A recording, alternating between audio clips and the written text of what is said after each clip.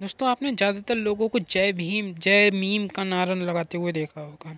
ज़्यादातर जो हमारे दलित समाज के लोग हैं, हमारे जो हमारे ही भाई बहन हैं, वो भी एक तरह से क्या हैं ही वो, बस वो जो है पथ भ्रष्ट हो गए हैं। यानी कि उनका जो पथ है, यानी कि जो रास्ता है, वो भटक गए हैं। फिलहाल कभी ना कभी तो वो अपने असली पथ पे आ ही जाएंगे, सनातन की ओर लौट ही आएंगे। पर वो चीज़ अलग की बात है, वो तो कब जब होगा तब होगा, फिलहाल होना तो है ही। पर इससे अलग आज आपको एक वीडियो ये देखनी चाहिए।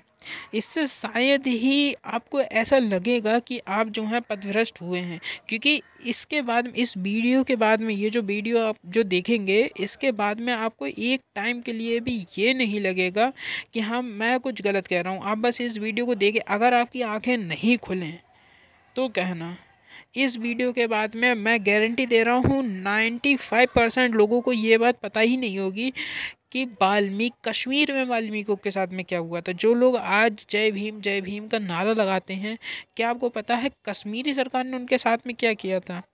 जो लोग आज ईश्वर को नहीं मानते हैं, बाबा साहेब अम्बेडकर को मानते हैं, और जो हमारे दूसरे पक्ष के लोग हैं उनके साथ में रहते हैं, तो बस उन लोगों के लिए ये वीडियो या देखो और ज़रा आंखें खोलो कि तुम किन में शामिल हो। तुम किन की, जो महर्षि वाल्मीकि जिन्होंने पूरी रामायण लिख दी थी, तुम उनके वंशज हो, और आज तुम उनके साथ में हो जो किसी समय पे राक्षस योनि हुए थे। फिलहाल तो ये बात अलग की है। चलो बस ये वीडियो देखो, आप लोगों को पता चल ही जाएगा। मिलेंगे अगली वीडियो में, तब तक के लिए नमस्ते नमस्कार, जय हिंद, वंदे मातरम। गए 200 वाल्मीकियों को लेके आए। सन 1957 की आपको बात घटना बता रहा हूं। और वो 200 वाल्मीकि आए, उन्होंने कहा हम आपको नौकरी देंगे, लेकिन आर्टिकल 35 आ चुका था 54 में। उन्होंने कहा साहब हम तो इसकी वजह से नहीं दे सकते हैं। वो गरीब लोग थे, वो नौकरी करने लगे, सफाई हो गई, शेख साहब खुश। आपको बताऊं दुनिया का सबसे बड़ा अत्याचार क्या हुआ है? ये शब्द गलेवान पकड़ना चाहिए आपको। कोई दलित लीडर आपके सामने आ जाए, ये मेरी बहन बैठी हुई है रेखा वर्णवाल, ये उस समाज से आती हैं, अपनी मेहनत पे डॉक्टर बनी है, पीएचडी है, और यहां हिंदुत्व के लिए भी लड़ती हैं, देश के लिए भी लड़ती हैं, और सनातन के लिए भी लड़ती हैं। ये इसी महाराष्ट्र की है। इन्होंने मुझे फोन करके कहा मैं राखी बांधना चाहती हूं। मैंने कहा बांधिए ना, क्या दिक्कत है? मेरी 4 बहनें हैं, 5 हो जाएंगी, क्या दिक्कत हो जाएगी? कोई प्रॉब्लम नहीं है। उन 250 जो थे, 200 जो वाल्मीकि थे, आज उनकी गिनती 2.5 लाख है। नफरत का आलम देखिए, जो पाकिस्तान में था वही कश्मीर में हो रहा था, क्योंकि वहां भी इस्लाम के मानने वाले मेजॉरिटी में थे और यहां भी इस्लाम के मानने वाले मेजॉरिटी में थे। लेकिन कोई फर्क नहीं पड़ा, क्योंकि आपके पैसे से भी पल रहे थे, इसके बाद भी उन्हें शर्म नहीं थी, इस बात का डर नहीं था। आप जरा सा कोई काम गलत कर देते तो आप इतने अपोलोजिस्टिक हो जाते हैं। उन्होंने 57 के अंदर उन लोगों को नौकरी दी, और जम्मू कश्मीर के संविधान में सर्वसम्मति से एक एग्जीक्यूटिव ऑर्डर पास किया। उस एग्जीक्यूटिव ऑर्डर में यह कहा कि ये 200 वाल्मीकि लोग यहां रह सकते हैं, पढ़ सकते हैं, लिख सकते हैं, लेकिन ये एमबीबीएस की डिग्री ले लें, ये इंजीनियर बन जाएं, ये कंप्यूटर इंजीनियर बन जाएं, लेकिन राज्य की सरकार सिर्फ इन्हें भंगी की नौकरी देगी। यह पता था आपको कि नहीं पता था? और नहीं पता था तो कौन बताता आपको भाई? वो लोग जामा मस्जिद से निकल के कहते हैं जय भीम और जय मीम। कमाल के लोग हैं।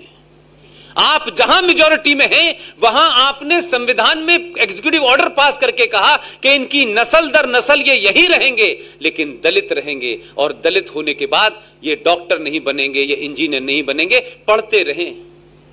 आज उस समाज के लिए जरा जाकर पूछिए कि धारा 370 नहीं हटी, 35 नहीं हटा उनके लिए।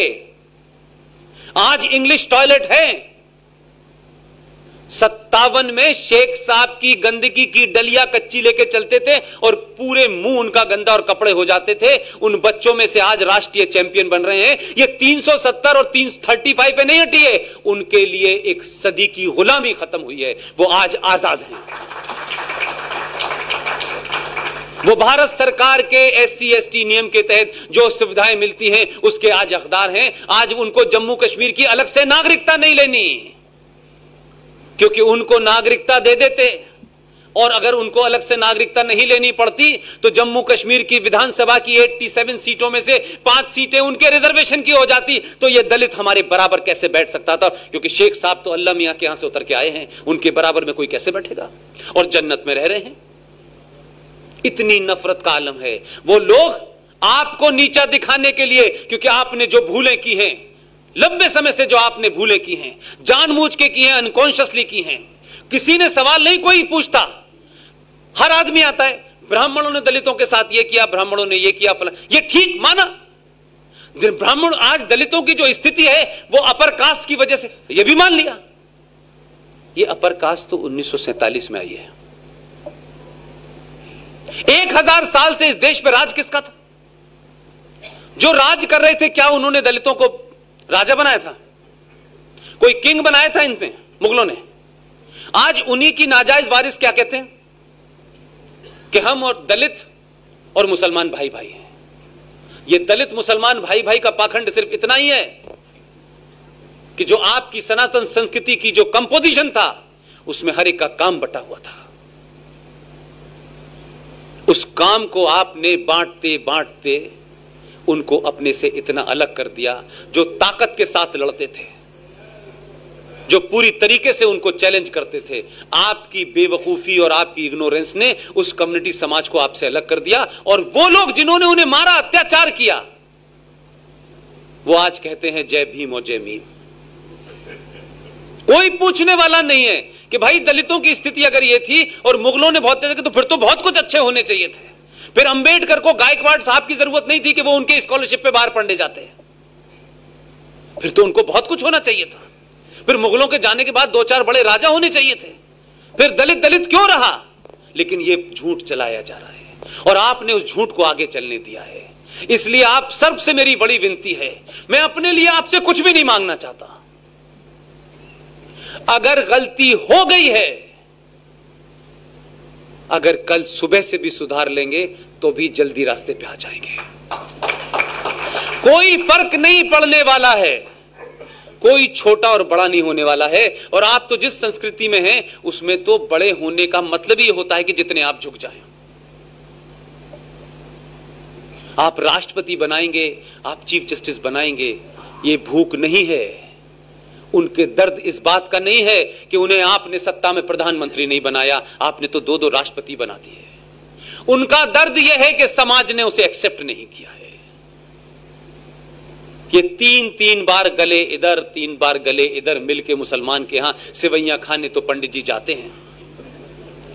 लेकिन मेरा क्या कसूर है कि मैंने कश्मीर के संविधान के होने के बावजूद भी मेरे पास हजारों ऐसे रास्ते थे कि मैं किसी सेकंड भी अपने आप को दलित से मुसलमान बन जाता, तो मेरी ये दशा नहीं होती। उन्होंने, शेख साहब की गंदगी, उनके बच्चों ने, उनके परिवारों ने, आज उसी समाज के बच्चे जो हैं MBBS डॉक्टर हैं, इंजीनियर हैं, भारत के राष्ट्रीय खेल के चैंपियन हैं। उन्होंने अगर एक सेकंड के लिए सोचा होता कि अगर हम मुसलमान हो जाएंगे तो हमारी ये दशा खत्म हो जाएगी, लेकिन इतनी गंदगी को बर्दाश्त किया 70 साल तक, लेकिन अपना धर्म नहीं छोड़ा।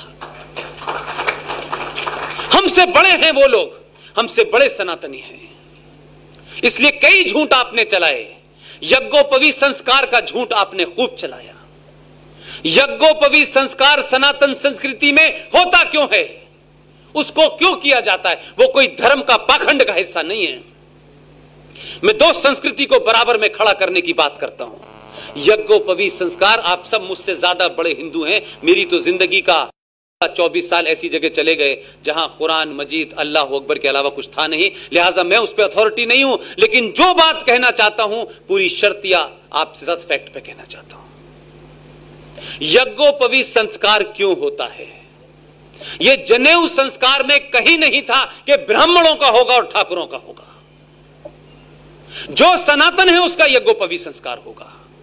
यह बहुत बाद में बटा। यज्ञोपवी संस्कार का सिर्फ इतना ही मतलब है कि जब बच्चा मां की गोद से निकल करके पढ़ने के लिए, गुरुकुल में जाने के लिए तैयार होता है, तब उसका जनेऊ या यज्ञोपवी संस्कार होता है। उस यज्ञोपवीत संस्कार में जो जनेऊ उसको पहनाया जाता है, उसका सिर्फ इतना ही मतलब होता है कि ये जब तक तुम पहने हुए हो, तुम्हारी जब तक शादी ना हो जाए, तुम्हें ब्रह्मचर्य का पालन करना है। जरा पैरेलल तो देखिए दो सभ्यताओं की बात, एक सब धर्म है और एक मजहब है।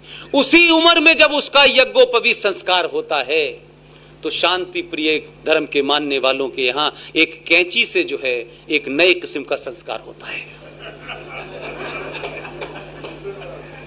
इसलिए मैंने कहा आप अपनी जड़ पे जाइए तो आपको प्रॉब्लम का पता चल जाएगा।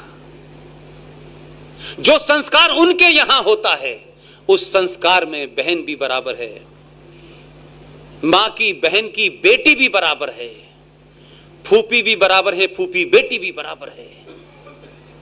इसलिए उस मजहब के मानने वाले के पैगंबर की 13 बीवियों में एक 54 साल की उम्र में 7 साल की बीवी भी थी, क्योंकि जिस दरमियान में आप उसे कहते हैं ब्रह्मचर्य पालन करना है, उनके यहां बता दें ब्रह्मचर्य को कैसे तोड़ना है, इसकी ट्रेनिंग दी जा रही होती है। इन दो संस्कृतियों के बीच में कौन सी मिलावट की बात आप कर रहे हैं? जहां रेप करना जस्टिफाई किया जाता हो, क्या पाकिस्तानी फौज ने, यह कोई हमारा लिखा हुआ इतिहास है क्या पाकिस्तानी फौज में बांग्लादेश में बंगाली मुस्लिम औरतों की नस्ल सुधारने के नाम पर 2500 औरतों का रेप किया गया, यह कह के पंजाबी फौजी ने कि हमें नस्ल सुधारनी है अपनी? ये जस्टिफिकेशन है उस फौज का। न्याजी साहब की किताब लिखी हुई है, उसे पढ़ लीजिए, मेरे और आपकी कोई कहने की जरूरत नहीं है। लिहाजा मेरी आप सबसे विनती है, 3 बार गले मिलें, घर वापसी की बेकार की कोशिश न करें। जो चला गया है उसे जाने दें, पूरा एक्सपीरियंस लेने दें, अपने आप वापस आ जाएगा। लेकिन जो आपका अपना है, जो आपके सिर्फ एक बार गले मिलने के इंतजार में 1000 साल से खड़ा है, रफीक साहब के घर जाइए, 10 बार सेवैयां खाइए, ईद पे 3-3 बार मिलिए, लेकिन हफ्ते में एक रोज एक दलित के घर का पानी पी के आ जाइए। कुछ समस्याओं को सॉल्व करने के लिए कोई मैथमेटिक्स नहीं चाहिए। आज देश की ट्रेनों के अंदर जो लोग खाना सर्व करते हैं, नाम पूछते हैं क्या आप? दुनिया बदल गई है, लेकिन आप नहीं बदलेंगे तो दुनिया आपका इंतजार नहीं करेगी।